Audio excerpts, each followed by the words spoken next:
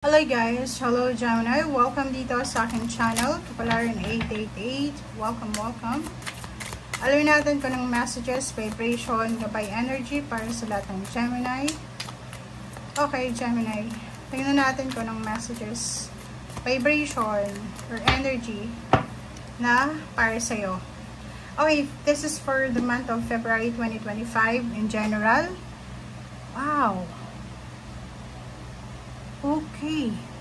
Okay, Gemini. Meron ka bang karelasyon? Babae ka man or lalaki? Merong gusto makipag-collaborate sa'yo? May tao ditong papasok sa buhay mo. Okay? May taong papasok sa buhay mo this February. Kaso, parang itong taong ito, lalaki ka man or babae, negosyo or relationship, mag-iingat ka sa kanya. Kasi, maraming layers and dimension sa isang sitwasyon or tao nito na posibleng involved sa'yo. Ibig sabihin, masyado siyang pwedeng fake or pwedeng hindi niya pinapakita yung totoong ugali niya sa'yo o hindi niya pinapakita yung totoong siya. Okay? So, mag-iingat ka dito. Be careful.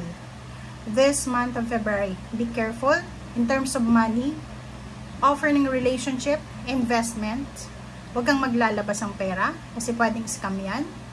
And alamin mo yung tamang information. Alamin mo yung tama. Kasi dito sinasabi na kung anong nakikita mo sa ngayon sa taong yan or sa situation na yan, hindi yan yung totoo. Meron siya na tinatago sa'yo. Meron siya. Okay? Okay.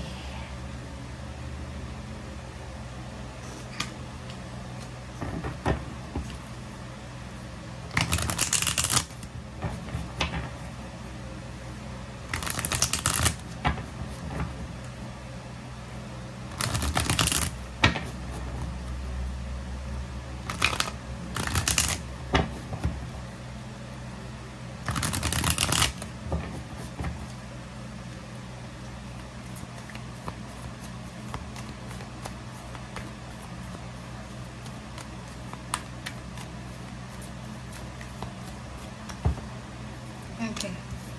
Patience. Wow. Number 14, 5. So, sinasabi sir dito na kailangan mo ng pasensya. Okay? Be careful. Huwag tayong masyadong magmadali.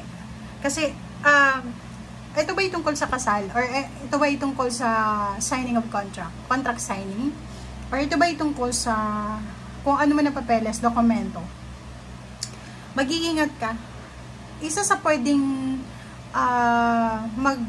maka-trigger dito or parang yung mapipilitan ka talaga is yung pag masyado tayong aggressive, impulsive. Yun yung kailangan mong iwasan. Okay? Kasi yung pagsisisi sa uli yan and minsan yung ibang Gemini, action muna bago sisi, diba? So dito sinasabi, be patient, maging mapasensya ka this month of February in terms of money and relationship para makaiwas ka sa heartaches, sa losses, sa lahat na pwedeng distraction, parang ganun. Okay?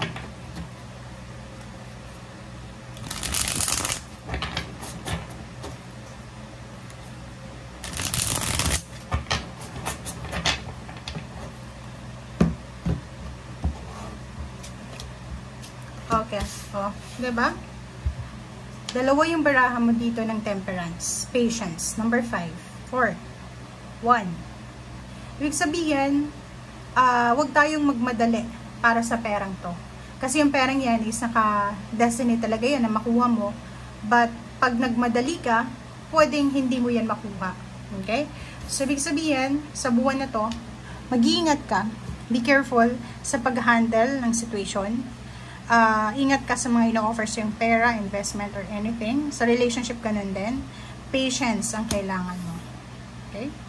Nakikita ko sir dito in terms of relationship or pwedeng in terms of job or career, magiging sobrang workaholic ka. Workaholic, maraming iba sa inyo dyan na pwedeng sasabak sa bagong trabaho.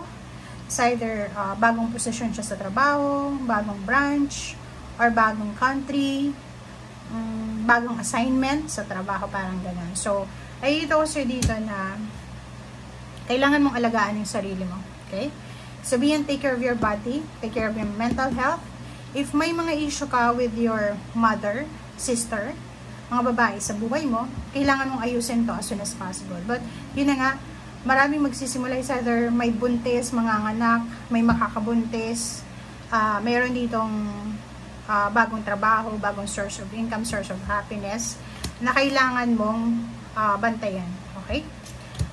Okay, so, it's 10-10, Death card, and then 10 of Swords. So, ito Gemini is nagsasabi sa'yo na may mga emotional problems ka, emotional losses, pain and heartaches, resentment, grudges, or anything na kailangan mo nang i-let go. Okay?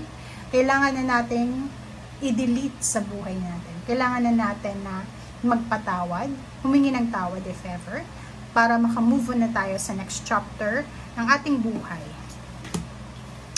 Knight of Swords, huwag tayong magpadalos-dalos, lalo na sa decision making. Okay? Napakaganda ng baraha mo kasi resonated sila sa bawat isa. Etong Knight of Swords and then Judgment, it's a manifestation ng Pentacles and then Temperance and Patience. Ibig sabihin niya, huwag kang magmamadali sa Knight of Swords na to. Mabilis kasi to eh. Huwag kang magmadali, huwag kang magra-rush sa iyong pagdedesisyon. Sa mga judgment natin sa sarili, sa situation, or sa ibang tao. Kasi yun nga sinasabi sa'yo, kung sino man tong makakaharap mo sa ngayon, sitwasyon man yan, or relationship, tao, sitwasyon, pera, or anything, hindi ka sigurado. Kasi kung anong nakikita mo, nasa first layer pa lang yan. Maraming layers ka na kailangan na i-discover. Maraming layers ka na pwedeng pagdaanan bago makita yung pagkatao niyan, or yung totoo talagang sitwasyon. Okay. Okay, so nakikita ko sa'yo dito, Ace of Pentacles, it's new job. So, nakikita natin yung first offer siguro for the month of, for the year 2025. It's a financial offer. May financial offer dito, or pwedeng maraming papasok sa buhay mo na opportunities na pwedeng pagkakitaan.